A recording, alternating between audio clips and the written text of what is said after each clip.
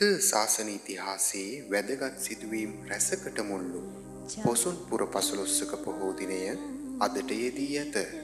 අනුබුදු මිහිඳු මහරහතන් වහන්සේ ලංකාදීපයට වැඩම කිරීම සිදුවීම මුවදඩයේහි යෙදී සිටි දේවානම්පියතිස්ස මහරජතුමා තිසරණ පංචශීලයේ පිහිටුවා රජු ඇතුළු පිරිසට චුල්ලහත්ති පදෝපම සූත්‍රය දේශනා කිරීම සිදුවීම විමානවත්තු ප්‍රේතවත්තු සත්‍ය සංයුක්ත යන ධර්ම දේශනා තුළින් අනුලා දේවිය ඇතුළු 500ක් කාන්තාවෝ සෝවාන් ඵලයට පත්වී අනාගාමී ඵලයට පත්වීම සිදුවීම විවිධ සූත්‍ර දේශනා ධර්ම දේශනා තුළින් 8500ක් පමණ පිරිස මාර්ගඵල අවබෝධ කර ගැනීම සිදුවීම අනුරාධපුරයේ මහා විහාරය ඇතිවීම වැනි වැදගත් සිදුවීම් රැසක් පොසොන්පුර 15 පොහෝ දිනයදා සිදුවිය.